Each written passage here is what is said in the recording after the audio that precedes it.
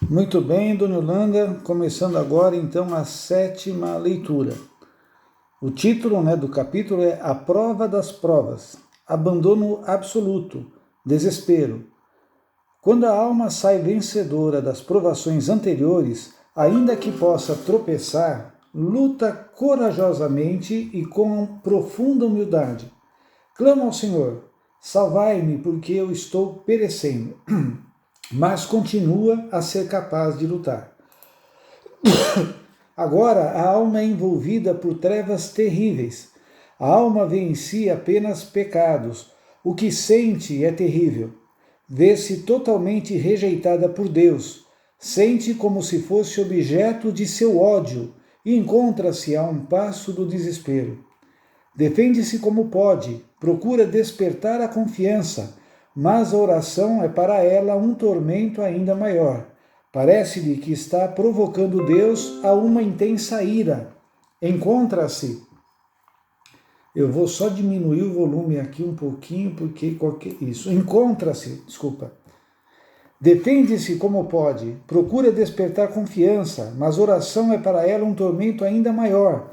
Parece-lhe que está provocando Deus a uma mais intensa ira. Encontra-se como que colocada num cume altíssimo, à beira de um precipício. A alma tenta agarrar-se fervorosamente a Deus, mas sente-se rejeitada. Todos os tormentos e suplícios do mundo nada são em comparação com esse sentimento no qual ela está completamente submersa. Isto é, o de ser rejeitada por Deus. Ninguém pode trazer-lhe alívio. Vê que está sozinha, não tem ninguém para defendê-la. Eleva os olhos para os céus, mas sabe que o céu não é para ela. Para ela tudo está perdido. Das trevas cai em trevas ainda maiores. Parece-lhe que perdeu a Deus para sempre, a esse Deus a quem tanto amava. Um tal pensamento lança a alma num sofrimento indescritível. Contudo, ela não se conforma com isso. Tenta olhar para o céu, mas em vão. Isso lhe provoca um tormento ainda maior. Ninguém consegue iluminar uma alma assim, se Deus a quiser manter nas trevas. Ela se sente rejeitada por Deus, de maneira viva e terrificante. Do seu coração elevam-se gemidos de dor e tão pungentes que nenhum sacerdote poderá compreendê-los, a não ser que ele mesmo tenha passado por isso. Nesse estado, a alma ainda tem que suportar sofrimentos provenientes do espírito do mal. Satanás escarnece dela. Está vendo? Vais continuar fiel? Eis o teu pagamento. Estás em nosso poder. Porém, Satanás tem sobre essa alma tanta influência quanto Deus permitir. Deus sabe quanto podemos suportar. O maligno prossegue.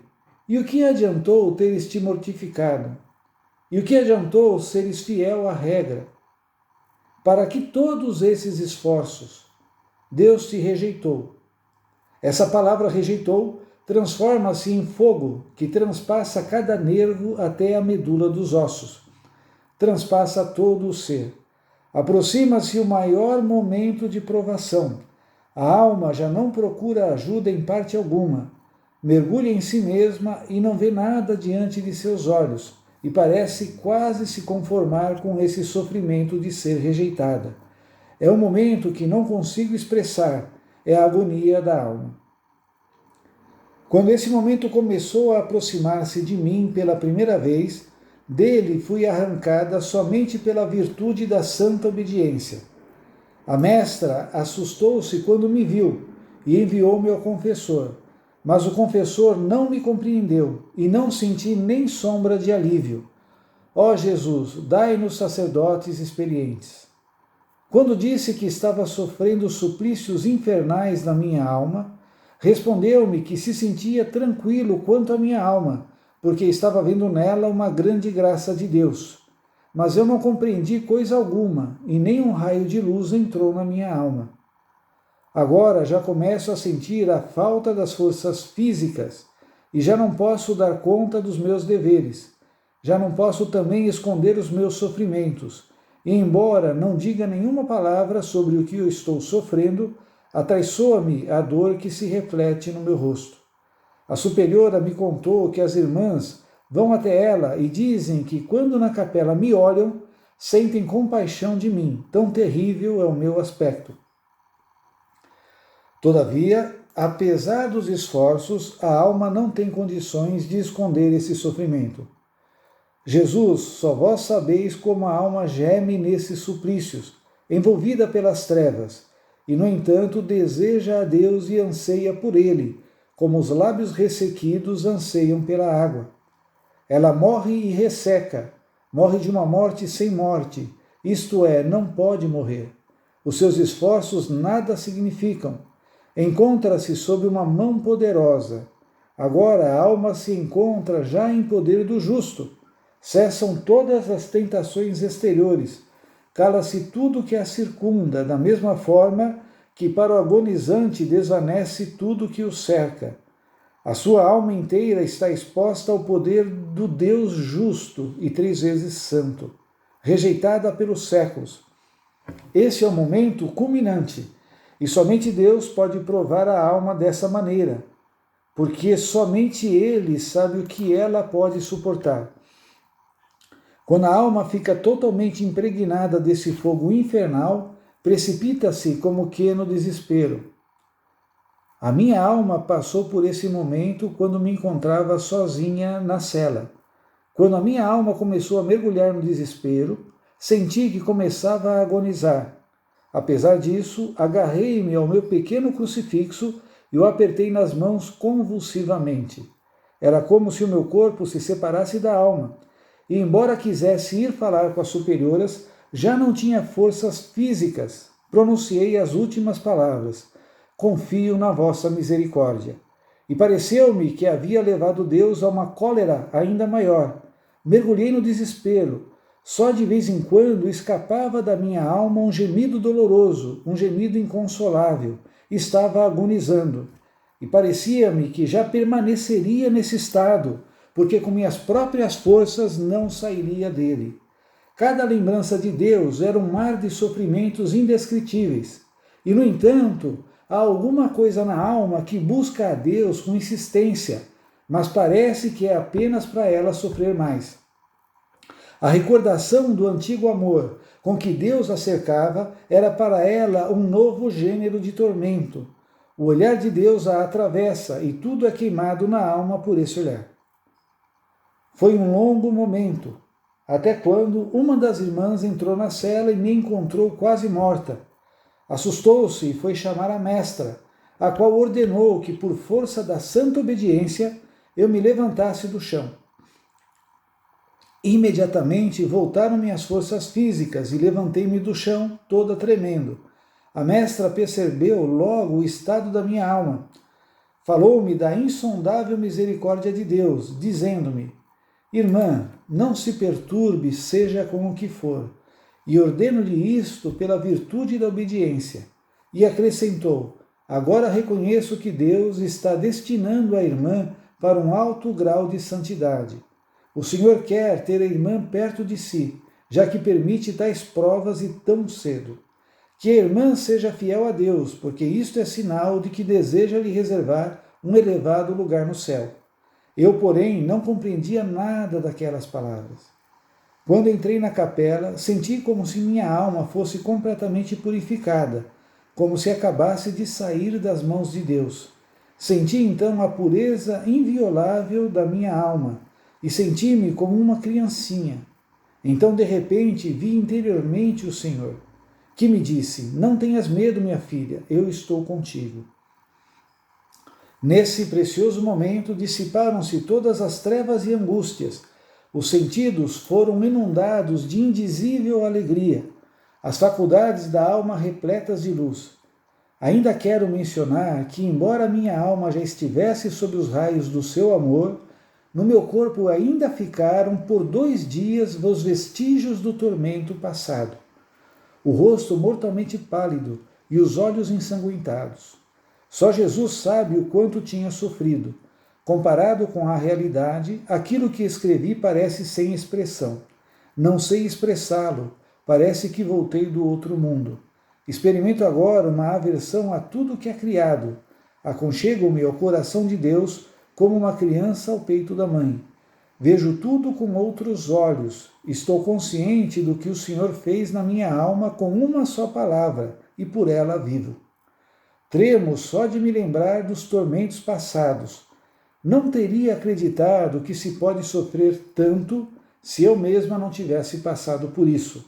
É um sofrimento inteiramente espiritual. Todavia, em todos esses sofrimentos e lutas, eu não faltava à Santa Comunhão. Quando achava que não devia comungar, procurava a mestra antes da comunhão e dizia-lhe que não podia comungar. Parecia-me que não deveria comungar. Ela, no entanto, não me permitia deixar a Santa Comunhão, e eu comungava, e vi que somente a obediência me salvava. Foi a própria mestra que me disse mais tarde que essas minhas provações passaram depressa, justamente porque a irmã foi obediente, segundo as palavras da mestra. É só pelo poder da obediência que a irmã superou tudo isso com tanta coragem. Na verdade, foi o próprio Senhor que me tirou desse tormento, mas a fidelidade e a obediência lhe foi agradável. Embora sejam coisas pavorosas, nenhuma alma deve assustar-se demasiadamente com elas, porque Deus não nos submete a provas que estejam acima das nossas forças. E por outro lado, talvez Ele nunca permita que soframos tais suplícios. Escrevo isso para que, se Deus houver por bem conduzir alguma alma por semelhantes suplícios, que não tenha medo, mas seja fiel a Deus em tudo, na medida em que isso depender dela.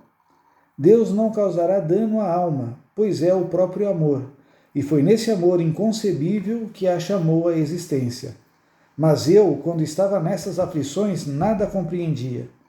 Ó meu Deus, conheci que não sou desta terra. O Senhor infundiu tua consciência na minha alma em alto grau. A minha permanência é mais no céu do que na terra, embora eu nada descuide das minhas obrigações.